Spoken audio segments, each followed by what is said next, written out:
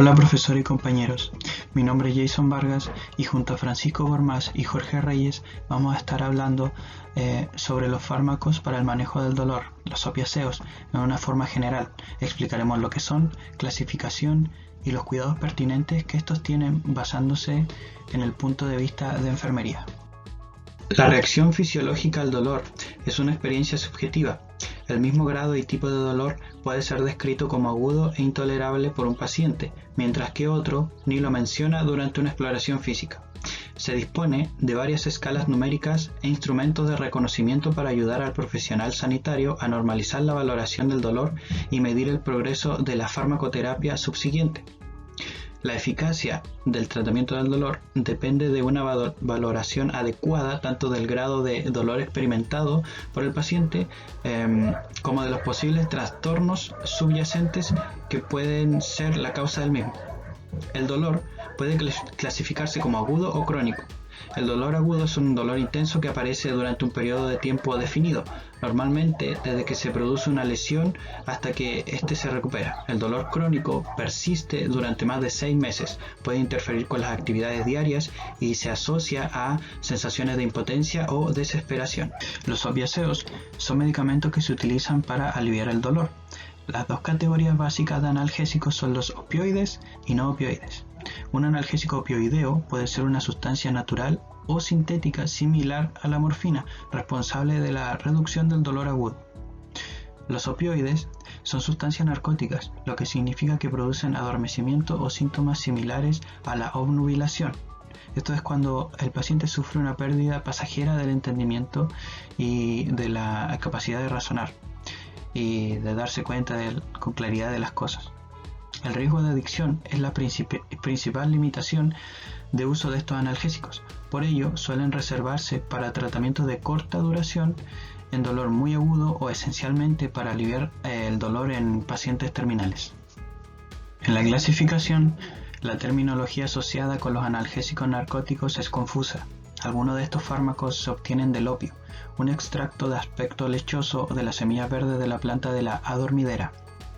Esta contiene más de 20 compuestos químicos diferentes con actividad farmacológica. El opio contiene del 9% al 14% de morfina y del 0,8% al 2% de codeína. Estas sustancias naturales se denominan opiáceos. En una búsqueda de analgésicos seguros, los químicos han sintetizado varias decenas de fármacos sintéticos con actividad similar a la de los opiáceos. Ahora, opioide es un término general que hace referencia a cualquiera de estas sustancias naturales o sintéticas y que a menudo se utiliza indistintamente con el término opiáceo. Narcótico es un término general utilizado para describir fármacos similares a la morfina que producen analgesia y depresión del sistema nervioso central. Los narcóticos pueden ser naturales como la morfina o sintéticos como la meperidina. Existe diferencia entre opiáceo y opioide, como se explicó anteriormente. Los opiáceos son todas aquellas sustancias que se extraen desde la flora adormidera o amapola, como por ejemplo la morfina. En el caso de los opioides, son fármacos creados, de los cuales estos se adhieren o interactúan a los receptores opioides de nuestro sistema nervioso. Los receptores opioides, en este caso, tendremos el receptor mu, kappa, sigma, delta y epsilon. Pero de importancia para el personal de enfermería y lo que tiene que ver con el alivio del dolor están los receptores mu y kappa. En el caso del mu, vamos a utilizar el ejemplo de la morfina.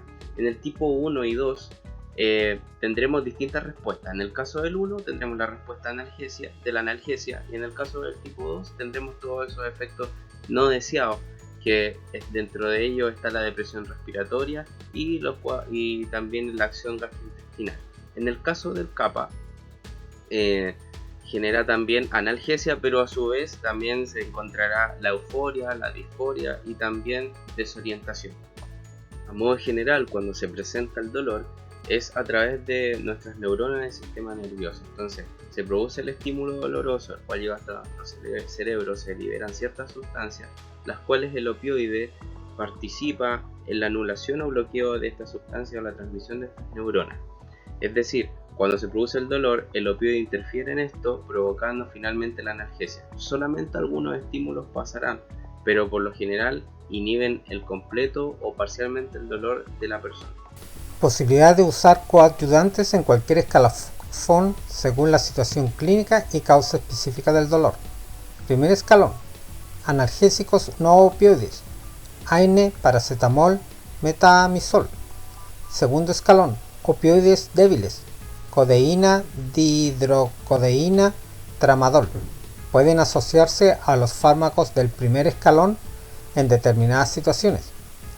Tercer escalón: opioides potentes, como la morfina, fentanilo, oxicodona, metadona, buprenorfina. Pueden asociarse a los fármacos del primer escalón en determinadas situaciones. Cuidados de enfermería.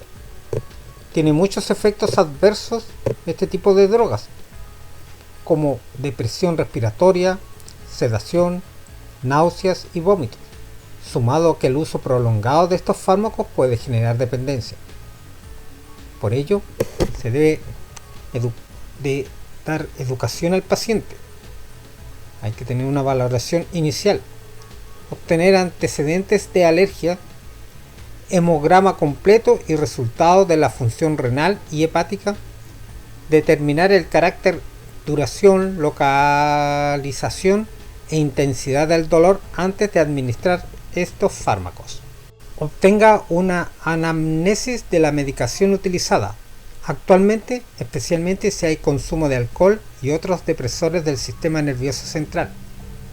Determine las constantes vitales, especialmente las respiratorias, antes y durante el régimen de tratamiento. Disponer fácilmente de antagonistas de narcóticos, como lo es la naloxona, si la frecuencia respiratoria cae por debajo de 10 respiraciones por minuto. Observe la posibilidad de disminución del nivel de conciencia y garantice la seguridad del paciente manteniendo y aplicando pautas de riesgo de caída.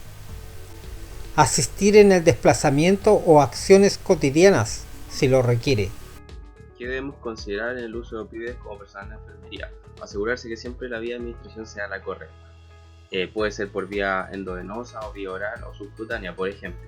También los opioides pertenecen a sustancias controladas, por ende generan dependencia física como psicológica.